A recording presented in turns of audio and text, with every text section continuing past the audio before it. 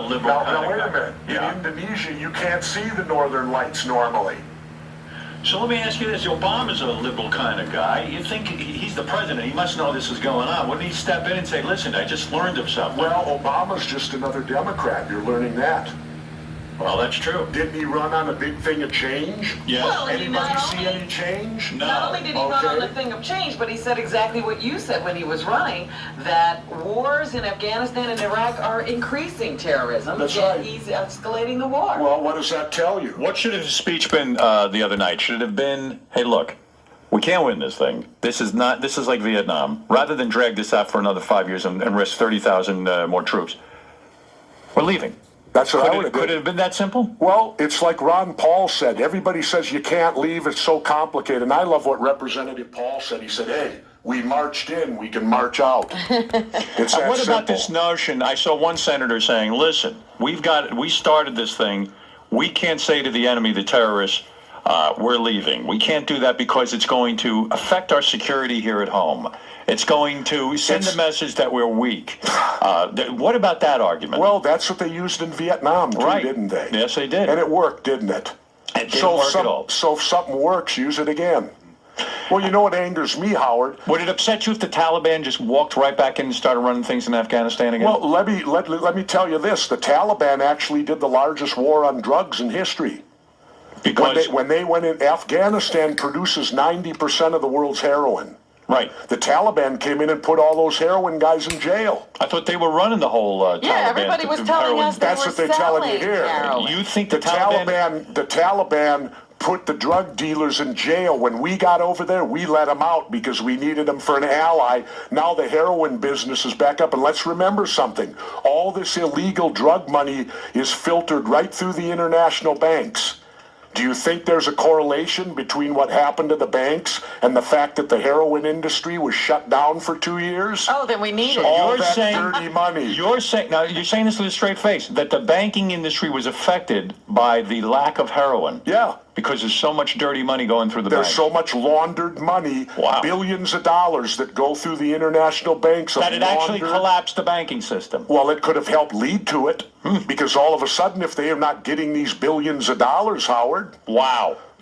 and now it's back up and running, and our economy's coming back again, and the heroin industry is back up at full force again, the poppy growing. All right. So it's actually a heroin war we're fighting. That's why Ardrey hates the Taliban. It they could be. ruined the heroin business. It could be, I don't know, but that's just one of the things, that goes on and like for me, my government's lied to me so much they have no credibility. When did you start realizing the government lied to you? What were the lies? Because you were a patriot. Well- You were a guy who was a Navy SEAL. You were a guy who served his country. When did you realize everything was a lie?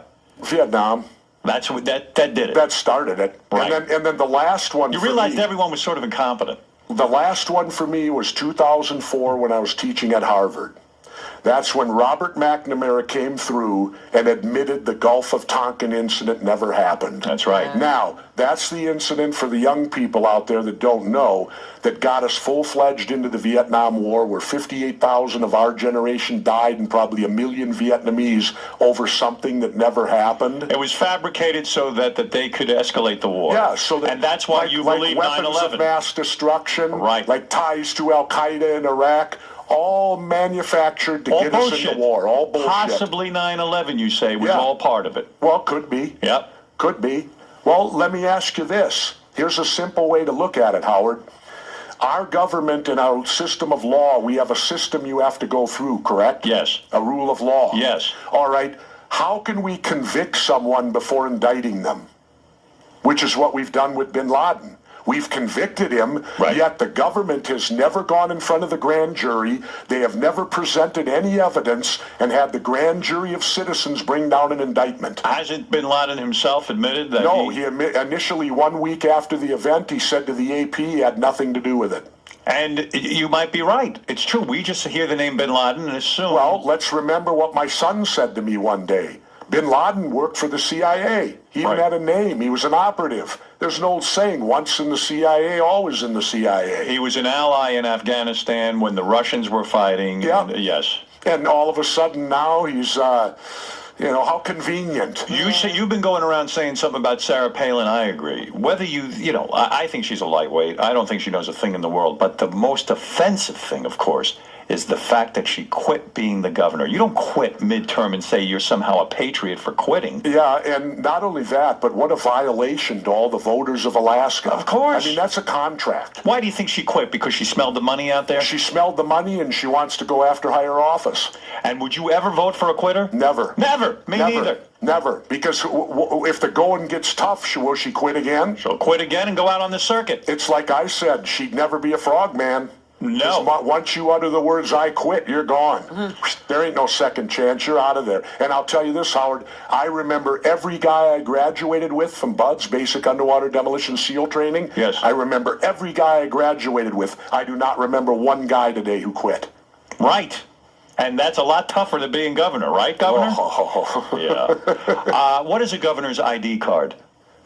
It's an ID that I have that states that I was the governor of Minnesota. And you renew that all the time because you live in Mexico, Yeah. and it helps you with the Mexican. I call it the get out of jail free card. Right. When the Mexicans start hassling you, when the Mexican agents. The federales, Right. and President Fox and President Calderon are trying to clean this up. They're Right. doing the best because it hurts tourism. Right. But what happens is the federales, which are the federal police, they will pull you over and they'll trump up some charges on you. And of course, for 500 pesos or $50, You could drop the charges. They can drop the charges and you can go on your way. In other words, Well, you could be having sex in the back of the car with all your children, and you give them a couple of bucks, and they'll look the other way. Pretty much. Right. And so, but you understand that when you live there. Right. See, you know the government's corrupt and you accept that.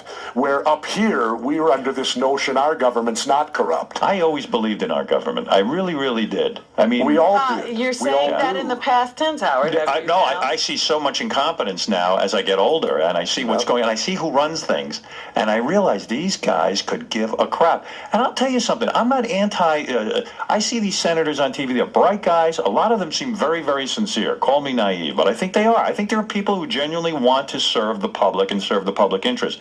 But the system is so corrupt and so full of these guys who receive payments and these lobbyists that it's almost impossible not to be. So now, what do? We have a failed system. How do you explain a system where a guy like Gerald Ford, who was a public servant his entire life, leaves the presidency a millionaire? How do you explain a system like that? How did he become a millionaire? Nixon, same thing. B.B. Rebozo, the whole connection. How does that happen? Well, it's because, Howard, we have a system based upon the concept of panhandling and bribery. Yes. I read the quid pro quo. When Reagan got out of office, the Japanese brought him over for a $2 million speaking engagement. So what that implies is when you're president, if you're good to us, when you get out, don't worry, we'll give you $2 million. Yeah, we'll take care of you. We'll take care of you. Yeah, that's what happens to all of them. Like you said, you make a great point, Howard. How can someone who spends 40 years of their life in elected office making maybe 50 grand a year? That's it. And they end up multimillionaires. That's right. I guess they got good investors. Yeah. They got good financial planners. Well, the Clintons didn't even have any money when they got out of office. What kind of financial planning do you do there? That's right. They were taken well care of. When you were governor, Yep. There were plenty of people probably offering you lots of money to take their position. No. What's No. with you? How come you didn't? Well, when I ran, Howard, I only raised $300,000 to get elected. Amazing. And when I got elected, the first thing I told my staff was, look, I didn't take any PAC money. I didn't take any special interest money. Therefore, I will not meet with a lobbyist. I never met with a lobbyist for 4 years. There was no opportunity to sort of get you in the back Never. pocket. Because I said they didn't elect me. What do I need to talk to them for? Were you tempted? No. Not You're at an all. honest man. You're a true patriot. Well, I went and got jobs on the weekend. Remember how they ridiculed me because Yes. I'd go out and do wrestling and I did the XFL on the weekend? Well, I went out and did above-board jobs where I worked. Right. And yet they ridiculed me and attacked me for that. But at the time, Howard, I owned a horse ranch where I'd bale hay. Yes. When I bale hay for $3 a bale, there was nothing said. If I spent all weekend baling hay I and making remember. $3 a bale, oh, that was fine. I remember when you were governor, they were ridiculing you for taking those jobs. And Yeah. you make a good point. Originally in government, when this government was set up, I'm talking about the origin, George Washington, Sure. all these senators, congressmen, everyone, they were working guys who'd go to Washington and vote, and then they go home and work. Yep. There was no idea that you had made this into a full-time position Yep. with all the accoutrements of Yep. The limos and Staffs helicopters and And staff. all healthcare, this great stuff. healthcare. Yeah. And so Nobody you else were can get. ridiculed for doing this. Yeah. You just went out and said, I got to make a living too. I'm not getting paid on I'll the side. put it to you this way, Howard. When I was governor, I made $120,000 a year. Right. All right. Cut that in half. We know taxes. That's right. All right. Get this. They have the governor's mansion, right? Yes. Well, I got